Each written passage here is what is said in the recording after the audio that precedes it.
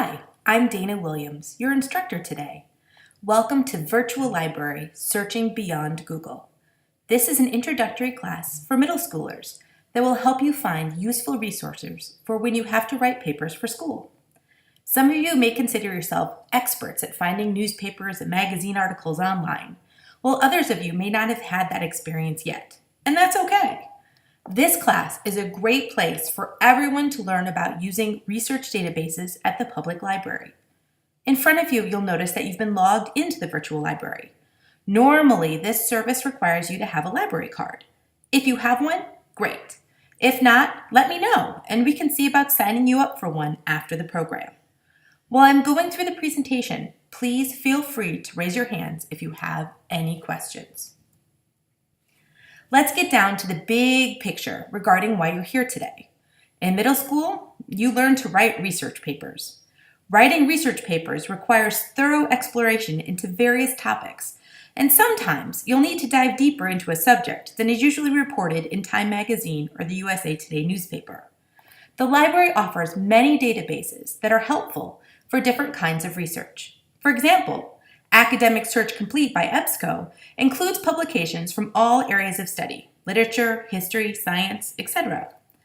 During today's session, you'll learn the basics of keyword searching in the Academic Search Complete database.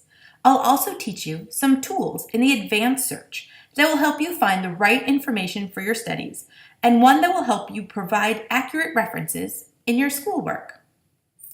By the end of the course, you'll have used keywords and those search tools to search for one article. Save that article to a folder within EBSCO to make organizing interesting articles easy to find, and you'll find the correct citation to use in your works cited or reference page. When you log into Academic Search Complete through the virtual library link at the library website, this is what you'll see. It's a lot of information and selection tools to process. Taking time to explore the tools is definitely in your best interest. But today, we're going to focus on just a few that might be helpful. If you look at arrow number 1, you'll see 3 search fields are available. This is where you put in the keywords that you were interested in researching. This database allows you to search for 3 items of information simultaneously to try and retrieve more accurate search results. This kind of search is called a Boolean search. It allows you to use words like and, or, and not to help the database narrow down or broaden your search. If you pull down the Select a Field button, you'll see that you're able to pick different types of keywords like author or title.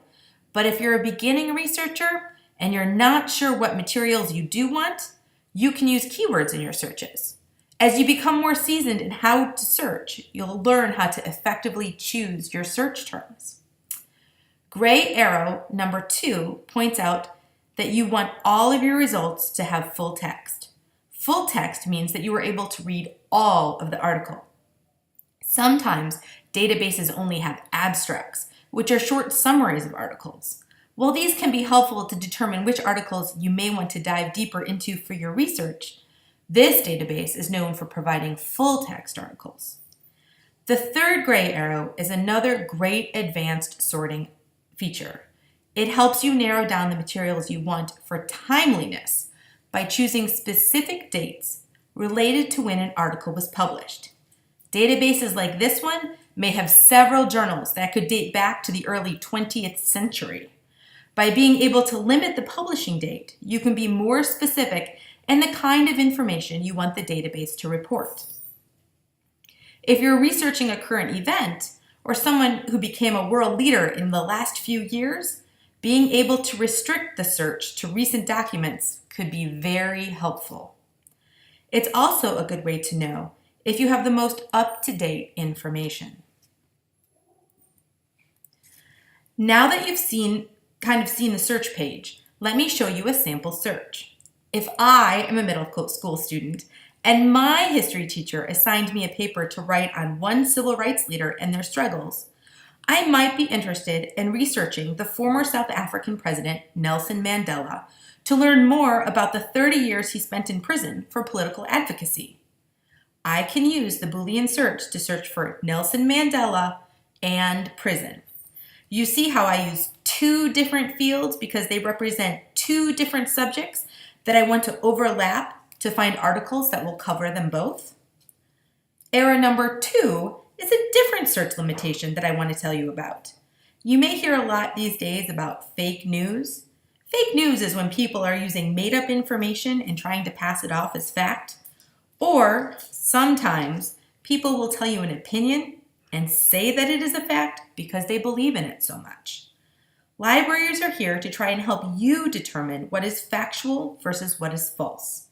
Within research communities, one of the ways that scholars try to verify their facts is by having other people within their field of expertise read and review their findings and articles. This is called peer review. It doesn't completely solve the fake news issue, but it is a step in the right direction. Many scholarly journals in this database are peer-reviewed. By clicking the Scholarly Peer-Reviewed Journals box, you can take an extra step in trying to ensure that you use verified data. Arrow number 3 shows you that in this search, I have decided to limit my search for articles that have been published within the last 10 years. While arrow number 4 will limit your search to articles that are available as PDFs and in full text. Excuse me. You don't have to choose this, but I find it helpful, particularly if I might want to download the article to read later. After I put in all my search terms and choose the tools that I want to use, I hit the search button next to the field area at the top. Be careful though, because that clear button is very close to the search button, and you don't want to hit the wrong one and have to start all over. After I hit the search button, the database goes to work filtering all of the articles in its system. You'll see that the search results gives me 9 articles to scan or read over. I can first review them by title, then see the first sentence or two to see if I want to click on the link and read the article. You can also see all of the tools you use to refine the search in the left-hand column. If for any reason your search comes back with not enough materials to choose from, you might want to broaden your search by taking out some of the parameters. You can do so by clicking the little blue X's or deselecting the checked boxes. For this search, I've decided to get a closer look at article number 2, Nelson Mandela, Robben Island, and the Imagination of a New South Africa. The description below the title indicates that this could be a helpful source to learn more about Nelson Mandela's time in prison. I decided to click on the title link to learn more. Just a note, if you look in the rightmost column, you'll see that Academic Search Complete also searches for images. It's good to remember that databases aren't always just words and articles. They can be different kinds of media too.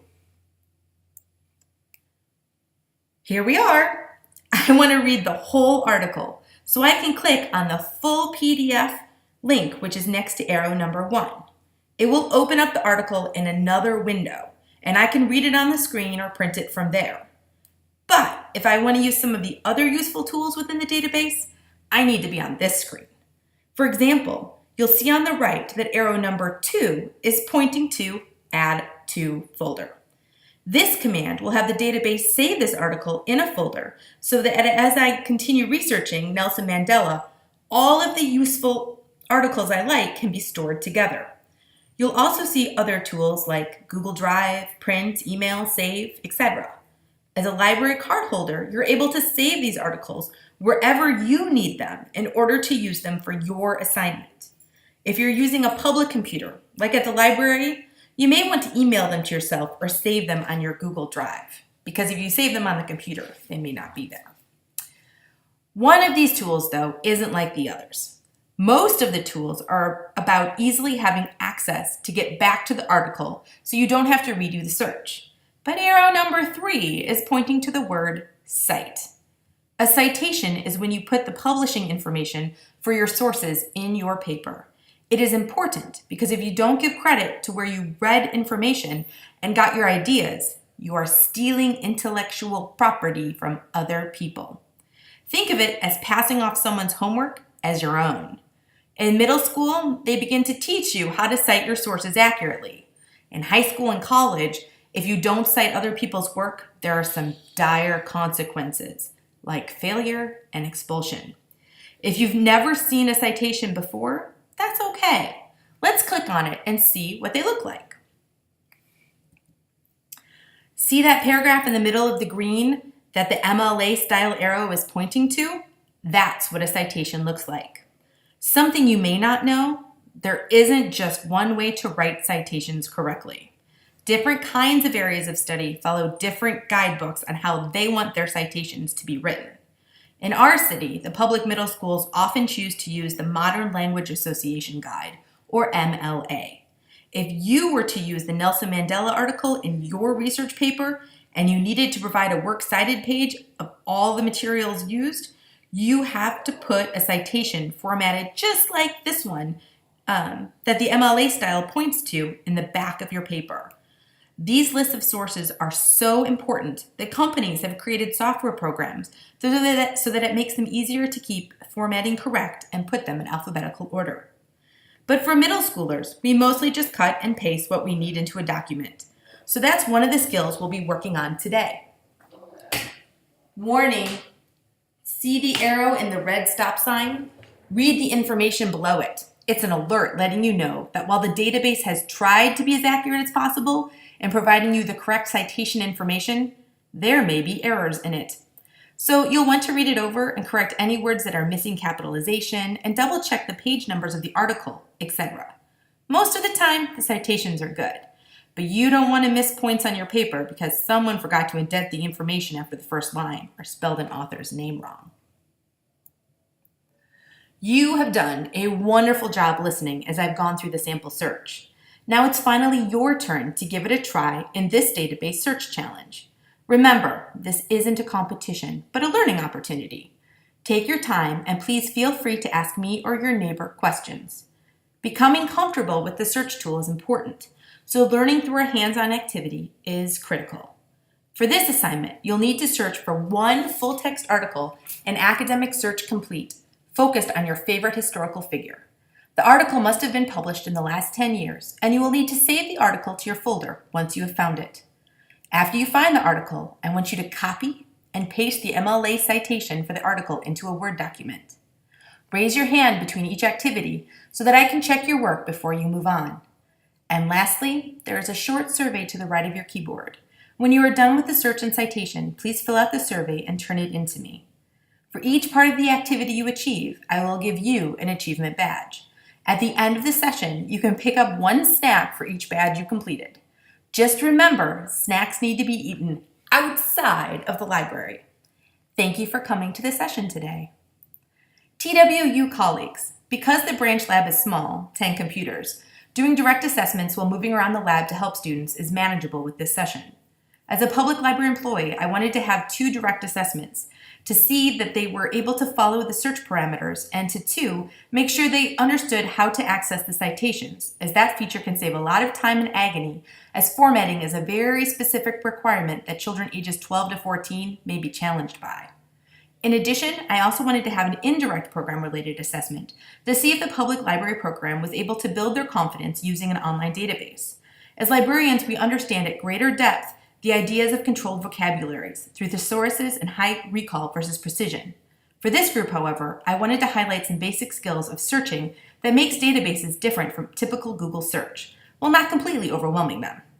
Comfort with the technology is as important to me as them starting to understand how databases work. Their feedback is also critical to know if the session was successful or needs to be reconfigured. I want to thank my reference partner, Rachel Mendoza, for helping me with the research for this project, and for the Austin Public Library Twin Oaks branch for serving as my sample library educational setting. Thank you for coming to the presentation. I've learned a lot this week by watching several of your presentations. If you have any questions, I'm happy to answer them via email at dwilliams57@twu.edu.